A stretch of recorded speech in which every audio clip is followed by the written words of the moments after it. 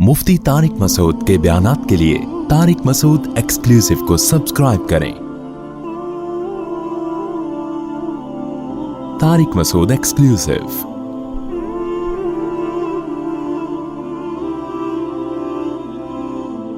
इस्लाम नाम है तहारत का, तो तहारत में अकीदे की तहारत भी दाखिल है। तो शिर्क क्या है?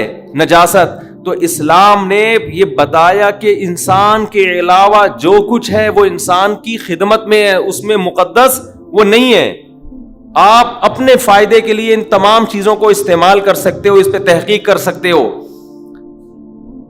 चीर फाड़ कर सकते हो, इनकी कुछ भी कर सकते हो।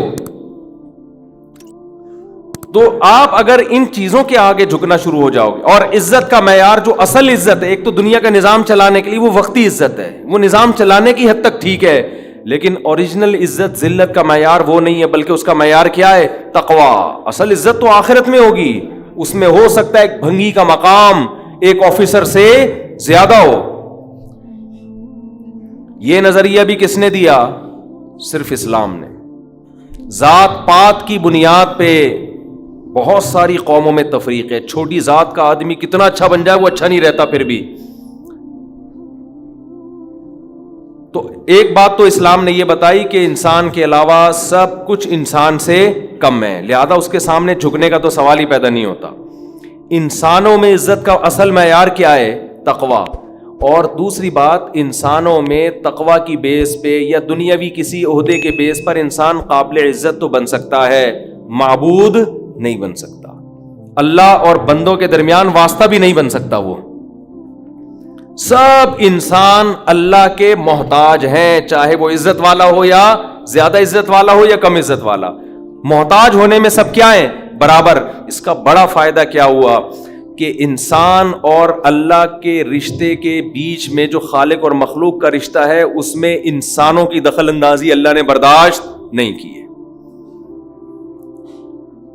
ये भी आपके मेंटल लेवल को ये चीज ऊपर ले जाती है। आपसे अगर गुनाह हो गया तो इस्लाम कहता है किसी इंसान को दरमियान में वास्ता बनाने की जरूरत नहीं है। कोई इंसान आपकी पेशकश अल्लाह के सामने, आप रातों की तन्हाई में गिड़गिड़ाओ अल्लाह के सामने, अल्लाह आपकी तौबा कबूल करेगा। ईसाइयों में क्या है? पादरी के पास जाओ, इतने पैसे दो उसको। आगा खानियों में भी यही है, वो पैसे देते रहते हैं, बस नोट छापने की मशीनें बने हुए हैं। इस्लाम कहता है वमन यामल सूअन औ यज़लिम नफ्सहु सुम्मा यस्तग़फिरिल्लाह, जिससे भी गुनाह हो गया या अपनी जान पे जुल्म कर बैठा, हाथ उठा के अल्लाह के सामने तौबा करे। वइज़ा सअलका इबादी अन्नी, मेरे बारे में जब बंदे पूछे मैं कहाँ हूं, फ़इन्नी करीब, इनसे बोलो मैं तुम्हारे करीब हूं, शहरक से भी ज्यादा करीब हूं, दरमियान में किसी के वास्ते की जरूरत नहीं है, मैं तुम्हारी शहरक से भी ज्यादा करीब हूं। तो किसी की ऐसी ताजीम भी इस्लाम बर्दाश्त नहीं कर रहा कि वो ताजीम में गुलू हो जाए, कि आप उसको अल्लाह और मखलूक के दरमियान में दाखिल कर लें। आप अल्लाह ये भी बर्दाश्त नहीं करता कि इतनी इज्जत किसी को देने की जरूरत नहीं है, वो तुम्हारी तरह वो भी मोहताज है, तुम भी मोहताजी में सब क्या है? बराबर।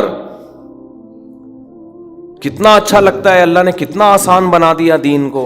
जब कोई जरूरत हो, कोई गलती हो जाए, अल्लाह के साथ दुआ मांगो, अल्लाह तू इस गुनाह पे मुझे सजा भी दे सकता है और माफ भी तू ही कर सकता है। तू माफ करने के लिए किसी की परमिशन का मोहताज नहीं है, सजा देने के लिए भी किसी की इजाजत का मोहताज नहीं है।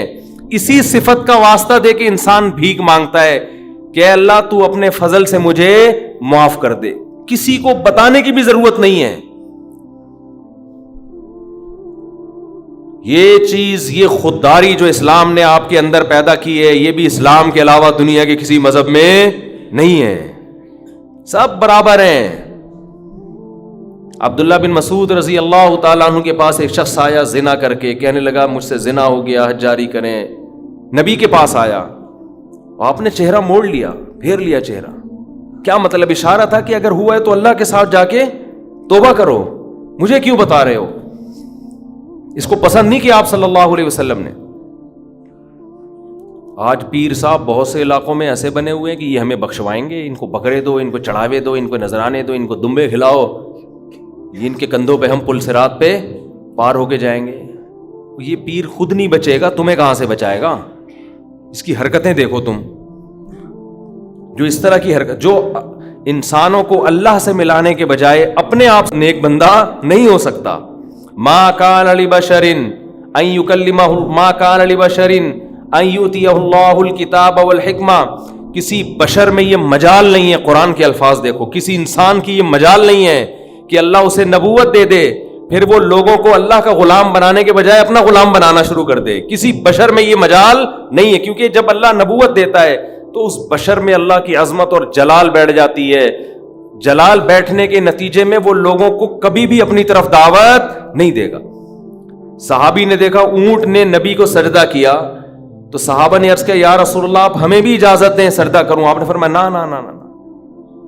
آج بتاؤ کوئی کسی جاہل پیر کے ساتھ یہ منظر ہو، کوئی جانور آ کے سجدہ کر لے، وہ تو خوشی سے پاگل ہو جائے گا. وہ تو کہے گا دیکھو جب یہ کر رہا ہے تو تم کیوں نہیں کر رہے. نبی نے اپنے گھر سجدہ کرنے سے منع کیا. آپ صلی اللہ علیہ وسلم نے فرمایا اللہ یہود و نصارہ پہ لعنت کرے، انہوں نے اپنے پیغمبروں کے دنیا سے جانے کے بعد اپنے پیغمبروں کی قبروں کو سجدہ گاہ بنا لیا، اپنے پیغمبروں کی قبروں کو عیدگاہ بنا لیا، جیسے عید میں میلے ٹھیلے ہوتے ہیں. اسی وجہ سے پیغمبر صلی اللہ علیہ وسلم کی قبر پہ میلے ٹھیلے رش لگا کے بیٹھنا اس کی اجازت نہیں ہے. بس صلاۃ و سلام پڑھیں اور وہاں سے نکل جائیں. کیسی حفاظت کی. دنیا میں سب سے افضل انسان، جس سے افضل اس کائنات میں کوئی پیدا ہوا ہی نہیں، وہ محمد صلی اللہ علیہ وسلم ہے. لیکن آپ کی قبر پہ نہ کبھی سجدہ ہوتا ہے، نہ کوئی میلے ٹھیلے لگتے ہیں، نہ آپ کی قبر کی طرف رخ کر کے آپ سے دعائیں مانگی جاتی ہیں. یہی آپ کے سب سے افضل ہونے کی سب سے بڑی دلیل ہے کہ انہوں نے اپنی عبادت نہیں کروائی. کبھی ہم قبر پہ یہ نہیں کہتے کہ یا رسول اللہ آپ ہماری مدد کر دیں، یہ شرک ہے. صحابہ نے ہمیشہ نبی سے دعا کی درخواست کی ہے کہ آپ اللہ سے یہ درخواست کر دیں. دیکھو قرآن کے الفاظ، بس یہ آیت پڑھ کے بیان ختم کرتا ہوں. وَلَوْ أَنَّهُمْ إِذْ ظَلَمُوا أَنفُسَهُمْ جَاءُوكَ فَاسْتَغْفَرُوا اللَّهَ وَاسْتَغْفَرَ لَهُمُ الرَّسُولُ لَوَجَدُوا اللَّهَ تَوَّابًا رَحِيمًا. پیغمبر کی پوزیشن کو واضح کیا قرآن نے کہ اگر ان سے اپنی جان پہ ظلم ہو، گناہ کر بیٹھیں، تو اگر یہ اللہ سے توبہ کریں گے یا آپ کے پاس آئیں گے اور آپ بھی اللہ سے ان کے لیے توبہ کریں گے تو یہ اللہ کو غفور اور رحیم پائیں گے. کیا مطلب؟ یہ نہیں کہا کہ نبی کو غفور رحیم پائیں گے، نہ نہ، یہ گناہ معاف کرنا یہ نبی کا وظیفہ نہیں ہے. نبی کے پاس اگر آپ جائیں گے تو اس لیے کہ یا رسول اللہ آپ اللہ کے نیک بندے ہیں، آپ اللہ سے ہمارے لیے دعا کریں. ہم بھی کر رہے ہیں، آپ بھی کریں دعا. تو نبی کے لیے جب آیا تو وَاسْتَغْفَرُوا الرَّسُولَ نہیں ہے کہ رسول سے استغفار کریں، نہ نہ نہ، رسول بھی کس سے استغفار کریں گے؟ اللہ سے. علماء کہتے ہیں درود شریف جو ہم پڑھتے ہیں نا، اللہم صلی علی محمد، اے اللہ محمد صلی اللہ علیہ وسلم پر رحمتیں بھیج، اس درود میں عقیدہ توحید اور زیادہ راسخ ہو جاتا ہے کہ ہمیں یہ سکھایا گیا ہے کہ جیسے ہم اللہ کی رحمت کے محتاج، پیغمبر صلی اللہ علیہ وسلم بھی اللہ کی رحمت کے محتاج ہیں. ہاں ہمارے درود کے محتاج اگرچہ نہیں ہیں، ہمیں جو حکم دیا جاتا ہے وہ اس لیے تاکہ ہم بھی سمر جائیں، لیکن ہمیں حکم دیا کہ اللہ سے دعا مانگو کہ آپ پر خصوصی رحمتیں نازل فرمائے. اس سے پتہ چلتا ہے کہ نبی بھی کس کے محتاج ہیں؟ اللہ کی رحمت کے محتاج. ہمیں دعا کا حکم دیا گیا اور ظاہر ہے اس لیے دیا گیا کہ یہ دعا اللہ قبول کرے گا اور اپنے نبی پر رحمتیں بھیجے گا. تبھی نبی نے فرمایا جو مجھ پر میرے لیے رحمت کی دعا کرتا ہے اللہ اس پہ 10 رحمتیں بھیجتے ہیں. اس سے پتہ چلا کہ نبی بھی یہ چاہتے تھے کہ مجھ سے نہ مانگا جائے بلکہ میرے لیے کس سے مانگا جائے؟ اللہ سے. میں نے جو کہا ہماری دعا کے محتاج نہیں، مطلب یہ ہے کہ ہم اگر دعا نہیں مانگیں گے تو اس خوش فہمی میں نہ رہیں کہ اللہ کی رحمت نبی پہ نہیں ہوگی، تو پھر بھی ہوگی. لیکن ہمیں دعا مانگنے کا حکم اس لیے دیا گیا تاکہ یہ کانسیپٹ اچھی طرح ہمارے دماغ میں بیٹھ جائے کہ ہم نے بھی نبی سے نہیں مانگنا بلکہ نبی کے لیے بھی کس سے مانگنا ہے؟ اللہ سے مانگنا ہے. اور نبی اس پہ خوش ہو رہے ہیں کہ میرے لیے کس سے مانگا کرو؟ اللہ سے. خوشخبریاں دے رہے ہیں کہ تم میرے لیے اللہ سے مانگو گے. دیکھو جس میں تواضع ہوتی ہے وہ آپ کو دعا کے لیے کہے گا، جس میں تکبر ہوتا ہے وہ کبھی آپ کو کہے گا دعا کے لیے؟ وہ کہے گا یار میرے لیے دعا کرو کہ اللہ میری حاجت پوری کر دے. وہ نہیں کہے گا, وہ کہے گا ابے تو کون ہوتا ہے میرے لیے دعا کرنے والا, میرا خود اللہ سے اتنے تعلقات ہیں, میں خود ہی کہہ دوں گا. لیکن جو چاہتا ہے کہ مجھ پر اللہ کی رحمت ہو, وہ ہر ایک سے کہہ رہا ہوتا ہے بھائی میں خود تو مانگ رہا ہوں, شاید اللہ آپ کی سن لے, آپ بھی اللہ سے میرے لیے دعا مانگیں. تو یہ اس کی علامت ہے, یہ اپنے آپ کو اللہ کی رحمت کا, دعا کا بہت زیادہ محتاج سمجھتا ہے. ہمارے نبی سب پیغمبروں کے سردار, لیکن تواضع کتنی, امت کو ترغیب دے رہے ہیں کہ میرے لیے اللہ سے کیا مانگا کرو, دعا مانگا کرو. اور ترغیب دی کہ جو میرے لیے ایک دفعہ رحمت کی دعا مانگے گا, اللہ اس کو خوشخبری دے رہا ہے کہ اللہ اس پہ 10 رحمتیں نازل کرے گا. اور فرمایا جمعے کے دن مجھ پہ زیادہ درود بھیجا کرو. کیا مطلب, درود بھیجنا کیا ہے, نبی کے لیے اللہ سے دعا مانگنا. تو اسلام نے شرک کی بنیادوں کو جڑ سے اکھاڑ دیا کہ نہیں اکھاڑ دیا؟ اس کے بعد بھی کوئی اگر یا رسول اللہ مدد کہتا ہے, یا رسول اللہ انظر حالنا واسمع قالنا, اور نبی سے دعائیں مانگتا ہے, تو آپ سوچو وہ 180 ڈگری کے زاویے پر چل رہا ہے اسلام کی تعلیمات سے. اسلام ادھر اور وہ بالکل اس کے اگینسٹ. بار بار حکم دے رہا ہے اسلام کے نبی کے لیے دعا مانگو, کس سے؟ اللہ سے. خصوصی رحمتوں کی دعا مانگو نبی کے لیے. اور نبی نے یہ بھی فرمایا کہ اذان کے بعد میرے لیے مقام محمود کی دعا مانگو اللہ سے. ایک مقام ہے جو ایک ہی شخص کو ملے گا اس کائنات میں. نبی نے فرمایا مجھے امید ہے شاید مجھے مل جائے, تو اللہ سے دعا مانگا کرو. وَبَعَثْهُ مَقَامًا مَحْمُودًا لِلَّذِي وَعَدتَّ. تو نبی ہمیں دعائیں سکھا کے گئے کہ میرے لیے بھی قیامت تک دعا مانگتے رہو. کیسی عقیدہ مضبوط کیا ہے کہ بھائی محتاج ہی میں سب کس کے برابر ہیں, سب ایکول ہیں, سب اللہ کے محتاج. تو اللہ تعالی ہمیں شرک کی نجاست سے, گندگی سے توبہ نصیب فرمائے. اور ہماری ناک کے جو سینسر ہیں نا, ان کو اللہ ایکٹیو کر دے کہ ہمیں شرک میں اسمیل محسوس ہونا شروع ہو جائے. ابھی وہ ڈیمیج ہو چکے ہیں قبروں پہ سردے دیکھ دیکھ کے, اور شرک کر کر کے, اور بت پرستی دیکھ دیکھ کے. جب آپ توحید کے, میں جب برما فرسٹ ٹائم گیا منمار, میں نے پہلی مرتبہ کسی بت کے سامنے کسی انسان کو زندہ بیٹھے ہوئے, یوٹیوب میں تو دیکھا تھا, سچی مچی کا پہلی مرتبہ دیکھا. میری جو کیفیت ہوئی ہے نا وہ ناقابل بیان ہے. میں نے فرسٹ ٹائم یہ منظر دیکھا. ایسے مورتیاں بنی ہوئی ہیں, وحشت ان کی شکلوں سے عجیب وحشت ہو رہی, اور ایک انسان ان کے سامنے بیٹھا ہوا ہے ایسے. میری آنکھوں سے لاشعوری طور پر آنسو نکلنا شروع ہو گئے. میں نے کہا اللہ تیرا کتنا فضل ہے, تو نے ہمیں توحید پرست بنایا. مجھے فجر کی نماز یاد آئی کہ فجر میں کیسے ہم اللہ کے سامنے ہاتھ باندھ کے تلاوت کر رہے ہوتے ہیں, الحمدللہ رب العالمین, تمام تعریفیں اس اللہ کے لیے جو تمام جہانوں کا پالنے والا, بڑا مہربان, نہایت رحم. کیسے پیارے سلیکٹڈ الفاظ ہیں, اس سے خوبصورت الفاظ ہو نہیں سکتے. اور آپ انسان ہو کہ یار اس کے سامنے کیوں بیٹھے ہوئے ہو, یہ کیا لگتا ہے تمہارا؟ تو وہ ہمارے میزبان جا رہے تھے, میری آنکھوں سے مسلسل, وہ بھی حیران. میں نے کہا میں نے پہلی دفعہ کسی انسان کو اتنا گرا ہوا دیکھا ہے, اتنا گرا ہوا.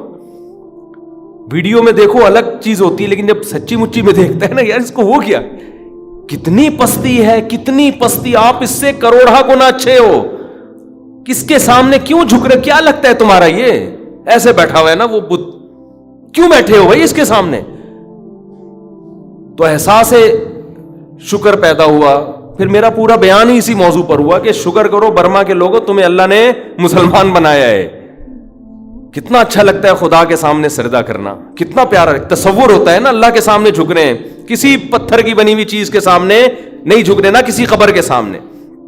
اور آپ جاؤ ان مزاروں پہ, الگ وحشت ہوتی ہے. میں تو جب بھی کسی مزار پہ گیا ہوں نا کسی کام سے, ویسے مجھے مزاروں پہ جانے کا شوق نہیں ہے, کسی کام سے چلے گئے, اب وہ کام کیا ہو سکتا ہے وہ چھوڑو, بات آدمی ویسی سروے کرنے بھی جا رہا ہوتا ہے کہ دیکھوں کس پہ جن چڑھا ہوا ہے. بعض مزاروں پہ نا جن بہت ہوتے ہیں, لوگ جن اتارنے جاتے ہیں, اصل میں جن چڑھتے ہیں وہاں پہ, سمجھتے ہو؟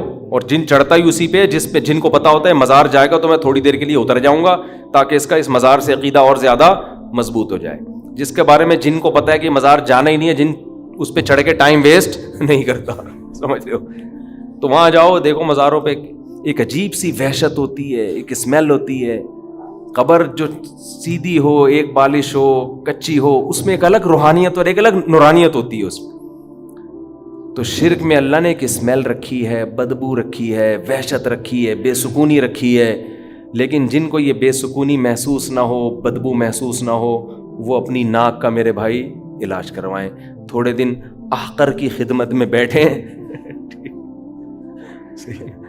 بزرگوں، میں تو بزرگ نہیں ہوں، بزرگوں کی خدمت میں بیٹھیں جا کے، کچھ اللہ کی باتیں سنیں، اللہ کی کبریائی سنیں، تو ان کو شرک میں اسمیل محسوس ہونا شروع ہو جائے گی. اور ایک چھوٹے درجے کا شرک ہے یہ جو روحانی ٹوپی ڈرامے، جن کو ہم نے سمجھ لیا کہ یہ ہماری بگڑی بنا دیں گے، یہ بھی اسی طرح لچڑ ہے، ان کا باپ بھی تمہارا کچھ بھی نہیں کر سکتا. یہ نہ تمہارا جن اتار سکتے ہیں، نہ تمہاری چڑیل اتار سکتے ہیں، نہ تمہیں کل کی خبر دے سکتے ہیں، نہ تمہیں یہ بتا سکتے ہیں اس پہ کسی نے کیا کیا ہے، یہ کیوں بیمار ہے. ان کا باپ بھی نہیں. اس سے اچھا ڈاکٹر ہے، نفسیاتی ڈاکٹر کے پاس چلے جاؤ، پھر بھی اچھا ہے. تو یہ روحانی ٹوپی ڈراموں کا نا، چاہے کتنا بڑا بزرگ ہو، دیوبندی ہو، اہل حدیث ہو، بریلوی ہو، کچھ بھی ہو، وہ فراڈی پہلے ہوگا، یا فراڈی تو نہیں ہوگا، دماغی توازن خراب ہو چکا ہوگا. تو چھوڑ دو ان فضول پلیتے جلا رہے ہیں، تعویذ گنڈے، ادھر دھاگے، کتنے قمیض اتارو، کیا کیا نکل رہا ہوتا ہے اندر سے یار. آپ نے دیکھا ہمارے کبھی کوئی دھاگا؟ اللہ کا فضل ہے، اللہ نظر بد سے بچائے. ہمارے 14 بچے پل پل کے بڑے ہو رہے ہیں ماشاءاللہ، کھا بھی رہے ہیں، پی بھی رہے ہیں، اسکول بھی جا رہے ہیں، مدرسے بھی جا رہے ہیں. آج تک کسی کے گلے میں کوئی دھاگا نہیں لٹکایا. بہت لوگوں نے کہا یہ بیماری ہو گئی، اس کو دھاگا. میں نے کہا دھاگے واگے ہمیں نہیں اچھے لگتے، جاؤ. ہمیں بھی اس میں شرک کی اسمیل آتی ہے. جائز ناجائز کی بحث میں پڑھتا ہی نہیں ہوں. یہ کام مزیدار نہیں ہے، کام مزیدار نہیں. اللہ سے دعا مانگو. ہمارے بچے بیمار ہوئے، ہم نے دعا مانگی اللہ سے، اللہ نے ٹھیک ہو گئے.